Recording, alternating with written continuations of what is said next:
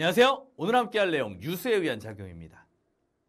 유수에 의한 작용, 상류에서의 작용에 대해서 알아보도록 하겠습니다. 자, 유수에서 상류에 의한 작용 뭐가 일어나냐라고 물어보면요. 자, 상류에서는 물이 어때요? 빠릅니다. 유수가 뭔데요? 흐르는 물 아니겠습니까? 흐르는 물인데 상류는 아무래도 경사도 심하고 하다 보니까 빠릅니다. 빠르다 보니까 어때? 세겠죠? 힘이 셉니다. 그래서 일반적으로 상류에서 일어나는 과정은 침식에 의한 작용이 좀 더 많습니다. 대표적인 게 이제 폭포나 V자국이라고 봐주시면 됩니다. 하지만 상류에서 침식만 일어난다? 이러면 곤란합니다. 모두 일어나요? 퇴적지형도 일어납니다. 뭐예요? 선상지입니다. 선상지 어떻게 생겼냐면요. 부채꼴 모양으로 생겼습니다. 자, 이거 선상지 어떻게 퇴적이 일어나냐라고 했더니 이렇게 생각하면 됩니다. 상류라고 해서 다 가파른 건 아니죠. 군데군데 완만한 지역 나타날 수 있습니다.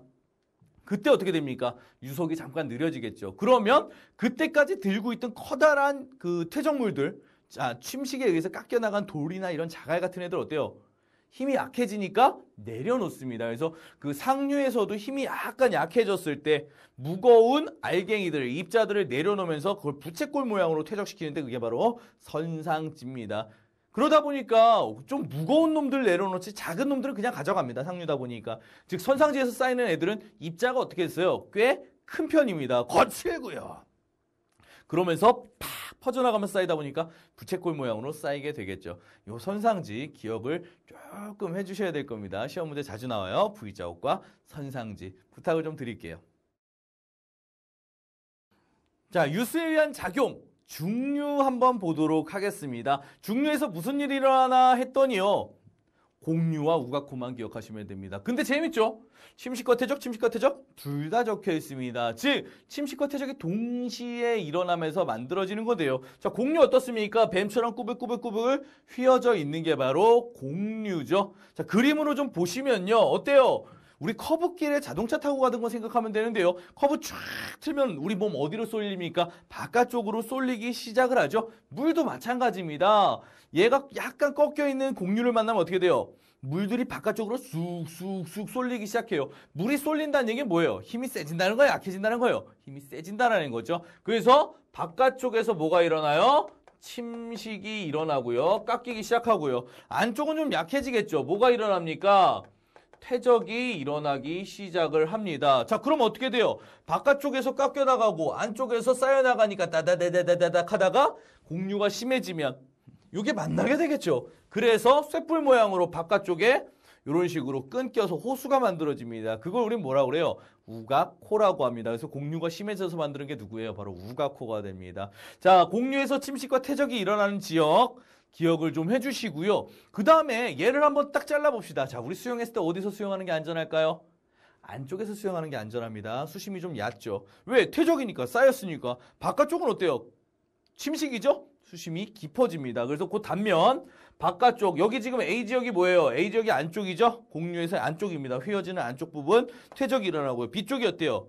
바깥쪽이죠? 침식이 일어나요. 그러다 보니까 어떻게 돼? A쪽보다 B쪽이 수심이 깊게 나타나죠. 그래서 시험 문제에서요. 요 공류에서 침식과 퇴적이 일어나는 지역 찾고요. 각각의 단면, 수심이 어디가 깊은지 침식이 일어나는 지역이 깊다라는 거 좀 기억을 해주셔야만 문제를 좀 풀 수 있을 것 같습니다. 뭐 공류와 우각코에서는 그것만 아셔도 충분하실 것 같아요. 침식과 퇴적이 일어나는 지역과 그 수심의 단면 어떻게 이루어지고 있는지 기억을 하시면 아마 문제 그거 나올 겁니다. 그때 풀어주시면 되겠죠? 부탁을 좀 드리도록 하겠습니다.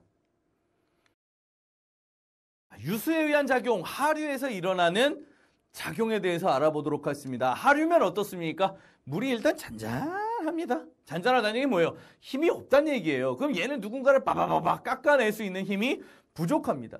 결과적으로 그냥 들고 왔던 거 내려놓기밖에 안 하죠. 즉 중류, 상류에서는 침식도 일어납니다만 하류에서는 올리, 퇴적만 일어납니다. 오로지 퇴적만 일어나요. 그게 누구예요? 삼각주입니다. 삼각주. 자, 삼각주는요. 이렇게 바다 끝에서 바다와 만나는 지역에서 이제 삼각형의 모양으로 쌓여서 퇴적 지형을 만드는 게 우리 삼각주라고 하고요. 여기 올 때까지도 침식도 일어나고 퇴적도 일어나죠. 즉 여기까지 올 때까지 갖고 왔으면 이 약한 놈이 갖고 왔으면 어떻습니까? 입자가 정말 작은 거예요. 그래서 삼각주는 어때? 퇴적이긴 한데 입자가 작고 굉장히 고운 입자가 만들어낸 그 침식 퇴적 지형, 그게 바로 뭐예요? 삼각주다라고 말씀을 드리고 싶습니다. 삼각주는 퇴적이에요. 근데 입자가 어떻다고요? 굉장히 작다라고 말씀을 드리고 싶습니다. 그리고 삼각이니까 무슨 형이에요? 삼각형이에요. 예. 설마 이거 사각형이나 부채꼴로 생각하는 친구는 없겠죠. 바보가 아닌 다음에서야 기억을 해주시겠으면 하는 바람이 있습니다. 자, 핵심 정리 함께 하도록 하겠습니다. 자, 유수에 의한 작용, 상류, 중류, 하류로 구분해서 얘기를 했었죠. 자, 상류에서 침식 활발합니다. V자국 가장 대표적이었죠. V자 형태로 깊고 좁게 만들어진 계곡입니다. 하지만 상류에서도 침식작용 말고 퇴적작용이 일어날 수 있습니다. 대표적으로 누구였습니까?